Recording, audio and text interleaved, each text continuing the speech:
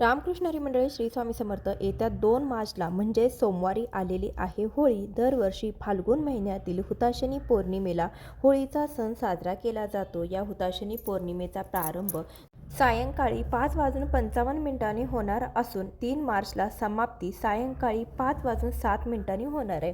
म्हणून होलिका दहन हे 2 मार्चला सोमवारी केलं जाणार आहे। यंदा पौर्णिमा तिथी ही 2 दिवस असणार आहे आणि 2 मार्चला होलिका दहन हे 3 मार्चला धुलीवंदन असणार आहे। होळी हा आपल्या हिंदू धर्मातील एक प्रमुख सण आहे जो वाईटावरती चांगल्याच्या विजयाचं प्रतीक मानला जातो। या होळीच्या दिवशी होळी पेटवून होळीच्या अग्नीत आपल्या मनातील द्वेष, अहंकार आणि वाईट विचार जाळून टाकून जीवनामध्ये सकारात्मकता आणण्याचा संदेश या सणातून आपल्याला मिळत असतो। होळीच्या दिवशी नकारात्मक शक्तीचा प्रभाव जो आहे तर तो पृथ्वीवरती खूप जास्त प्रमाणामध्ये असतो आणि म्हणून होळीच्या दिवशी कोणी कितीही आग्रह करू द्या तरी देखील 2-3 वस्तू ज्या आहेत तर त्या तुम्हाला अजिबात खायच्या नाहीत। होळीच्या दिवशी तुम्हाला कोणी दिलेल्या काही वस्तू या तुम्ही जर खाल्ल्या तर तुम्हाला त्याचे वाईट परिणाम जे आहे तर ते भोगावे लागू शकतील। तुमच्या शरीरावरती, तुमच्या मनावरती त्याचा निगेटिव्ह नकारात्मक परिणाम जो आहे तर तो सुद्धा दिसून येईल। त्यामुळे आपल्या आयुष्यामध्ये अडचणी, अडथळे जे आहे तर ते यायला सुरुवात होते। मग आपल्याला कळतच नाही की अचानक सगळं व्यवस्थित चालू असताना असं मधूनच काय झालं, कोणत्या गोष्टीचा आपल्याला त्रास व्हायला लागतो। म्हणून चुकून सुद्धा होळीच्या दिवशी कोणी आपल्याला कितीही काही वस्तू खायला दिल्या, आग्रह केला तरी देखील आपल्याला त्या वस्तू खायच्या नाहीत।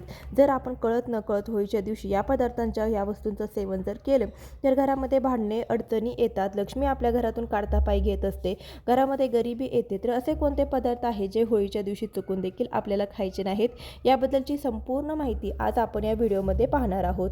आज या व्हिडिओमध्ये आपण जे काही पदार्थ पाहणार आहोत ते पदार्थ आपल्याला होळीच्या दिवशी किंवा धुलीवंदनाच्या दिवशी या दोन्ही दिवशी अजिबात खायचं नाही। तर बघा, जी फाल्गुन पौर्णिमा जी असते, जिला आपण हुताशनी पौर्णिमा म्हणतो, तर त्या दिवशी माता लक्ष्मी ही प्रत्येकाच्या घरामध्ये सूक्ष्म स्वरूपामध्ये वास करत असते। त्यामुळे तिचा प्रभाव हा सगळीकडे खूप जास्त प्रमाणामध्ये असतो। होळीच्या दिवशी आपण बरेचसे उपाय सेवा करत असतो जेणेकरून माता लक्ष्मी आपल्या घरामध्ये अखंड स्वरूपामध्ये वास करेल, घरातील गरिबी ही निघून जाईल। आणि आजकाल तुम्ही बघितलं असेल की आपल्या घराच्या आजूबाजूंना जळाऊंची लोक राहत असतात, आपल्यासमोर खूप चांगलं गोड बोलतात, परंतु तिथेच आपल्या मागे ते आपले वाईट कसे होईल याच्यासाठी सुद्धा प्रयत्न करत असतात। एकमेकांचं चांगलं सहन न होणं या गोष्टी ज्या आहेत तर त्या खूप जास्त प्रमाणामध्ये वाढल्या आहेत। आपले मित्रच आपले शत्रू असतात, आपल्यावरती गुप्त वार करत असतात, आपल्यावरती काही जादूटोणा, तंत्र मंत्र या क्रिया सुद्धा चालू असतात। आणि अशा वेळी जेव्हा आपलं काही चांगलं होत असतं तेव्हा लोकांना ते सहन होत नसतं। काहीतरी आपल्या वाईट गोष्टी होण्यासाठी त्यांचा काहीतरी करण्याचा हेतू असतो। होळी हा दिवस जो आहे तर तो तांत्रिक क्रिया करण्यासाठी खूप प्रभावी मानला जातो आणि हीच लोक जे आहे तर ते होळीच्या दिवशी काही प्रभावी उपाय देखील करत असतात। एखाद्या व्यक्तीचं वाईट होण्यासाठी हे जे लोक आहे तर ते टोटके सुद्धा या दिवशी करत असतात। म्हणून तुम्ही बघितलं असेल की एखाद्याच्या घरामध्ये सर्व काही चांगलं व्यवस्थित चालू असताना अचानक असं काही घडायला सुरुवात होते की घरातील सुख शांती जी आहे तर ती अगदी नाहीशी होते। घरात अनेक प्रकारच्या विपरीत घटना ज्या आहे तर ते सुद्धा घडायला सुरुवात होते। आपल्या घरामध्ये जी काही सुख शांती समृद्धी होती ती संपूर्णपणे नष्ट होते। आपल्या घरामध्ये वारंवार वादविवाद, क्लेश, भांडणे, अडचणी यायला सुरुवात होतात। घरामध्ये पैसा टिकत नाही, आरोग्याच्या समस्या, शारीरिक समस्या, मानसिक सगळ्या प्रकारच्या अडचणी ज्या आहेत ते यायला सुरुवात होत असते। म्हणून विशेष स्थितीवरती आपण काही गोष्टी ज्या आहेत तर त्या पाळायला हव्यात आणि नाहीतर त्यांचे अनेक भयंकर परिणाम जे आहेत तर ते आपल्याला भोगावे लागू शकतात।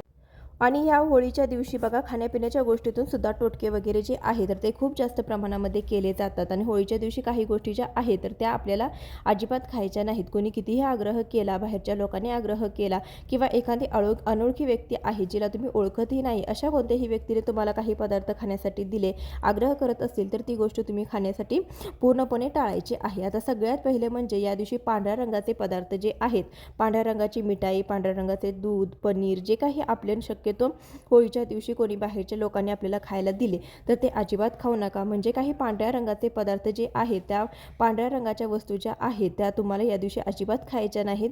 तुमच्या स्वतःच्या घरातल्या असतील तर तुम्ही त्या व्यक्तींवरती तुमचा तेवढा विश्वास असेल तर त्या तुम्ही त्या स्थितीमध्ये खाऊ शकता, परंतु बाहेरच्या व्यक्तीकडून तुम्हाला अशा पांढऱ्या रंगाच्या वस्तू ज्या आहेत तर त्या अजिबात खायच्या नाहीत किंवा यासोबतच काही साखर वगैरे असेल ती सुद्धा तुम्हाला खायची नाही।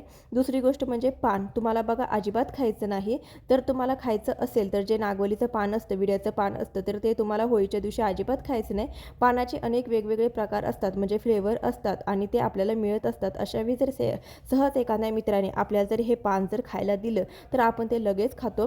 परंतु बघा, होळीच्या दिवशी तुम्हाला जे अजिबात खायचं नाही, तुम्हाला कोणी कितीही आग्रह केला तरीसुद्धा ते तुम्हाला हातातही घ्यायचं नाही आणि खायचं देखील नाही, कारण की यामधून सुद्धा ज्या तांत्रिक क्रिया आहेत तर त्या केल्या जातात. तर यानंतरची पुढची गोष्ट आहे ती म्हणजे लवंग. बघा, लवंग ही औषधीसुद्धा गोष्ट आहे. बऱ्याच गोष्टीमध्ये आपण लवंगाचा सुद्धा वापर करत असतो. लवंगाचे अनेक प्रभावी उपायसुद्धा केले जातात होळीच्या दिवशी. जर आपण बाहेरच्या व्यक्तीकडून जर लवंग घेत असेल खाण्यासाठी तर तो तुम्हाला अजिबात करायचं नाही. कोणी तुम्हाला लवंग खायला दिली तर ती सुद्धा तुम्हाला या दिवशी खायची नाही, कारण की लवंग हा वाईट गोष्टी करण्यासाठी सुद्धा त्याचा वापर जो आहे तर तो केला जातो. तांत्रिक क्रियामध्ये सुद्धा लवंग जी आहे तर जी जास्त प्रमाणामध्ये वापरली जाते. लवंग हे माता लक्ष्मीला आकर्षित करण्यासाठी, माता लक्ष्मीला प्रसन्न करून घेण्यासाठी सुद्धा लवंग वापरली जाते.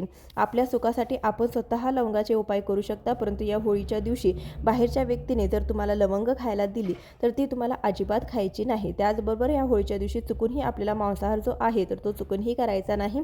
या दिवशी घरामध्ये मांसाहार बनवू नये, बाहेर जाऊन सुद्धा मांसाहार करायचा नाही. 2 मार्च आणि 3 मार्च या दोन्ही दिवशी घरामध्ये मांसाहार जो आहे तर तो आवर्जून टाळायचा आहे. या दिवशी आपण मांसाहार केला तर त्याचा नकारात्मक परिणाम जो आहे तर तो आपल्या संपूर्ण शरीरावरती होत असतो. त्याचे वाईट परिणाम जे आहे तर ते सुद्धा आपल्याला भोगावे लागत असतात. घरातून लक्ष्मी माता ही काढता पाय घेत असते, म्हणून या दिवशी मांसाहार हा अजिबात करायचा नाही. तसेच या दिवशी बघा, तुम्हाला जे वांग्याची भाजी असेल तिचे सुद्धा सेवन करायचं नाही, कारण की वांग्याच्या भाज्यामध्ये नकारात्मकता खूप लवकर आकर्षित होत असते. तुम्ही बघितलं असेल, जेव्हा आपण वांगं कापतो तेव्हा ते पटकन काळं पडतं.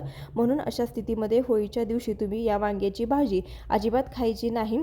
तर हे काही पदार्थ आहेत, या काही भाज्या आहेत ज्या आपल्याला होळीच्या दिवशी अजिबात खायच्या नाहीत. या गोष्टी ज्या आहेत तर त्या बघायला खूप छोट्या वाटतात, परंतु तुम्ही या पदार्थांचे होळीच्या दिवशी जर सेवन केलं तर त्याचा परिणाम जो आहे तर तो सुद्धा तुम्हाला भोगावा लागत असतो. म्हणून तुम्ही लक्षात ठेवा, जसे मी तुम्हाला सांगितलेलं आहे, होळीच्या दिवशी दुधाचे पदार्थ, दही वगैरे, पांढऱ्या रंगाची मिठाई, पेढे तुम्हाला अजिबात खायचं नाही. लवंग, पान या वस्तू देखील खायच्या नाहीत. वांग्याची भाजी असेल, मांसाहार असेल, ते देखील आपल्याला आवर्जून टाळायचं आहे. हे नियम घरातील अगदी लहान मुलांपासून ते मोठ्यापर्यंत सर्वांनीच पाळायचे आहेत. जर तुम्ही या दिवशी या नियमांचं जर पालन केलं तर तुमचं कधीच वाईट होणार नाही. जर या गोष्टी तुम्ही पाळल्या तर तुमचं चांगलंच होणार आहे. तर ही अत्यंत महत्त्वाची माहिती तुमच्यापर्यंत पोहोचवण्याचा प्रयत्न केलेला आहे. व्हिडिओ आवडला असेल तर व्हिडिओला एक लाईक नक्की करा, जास्तीत जास्त लोकांपर्यंत शेअर करा. भेटूया अशाच एखाद्या व्हिडिओसोबत. तोपर्यंत श्री स्वामी समर्थ. माझ्याकडून तुम्हा सर्वांना होळीच्या खूप खूप शुभेच्छा. धन्यवाद.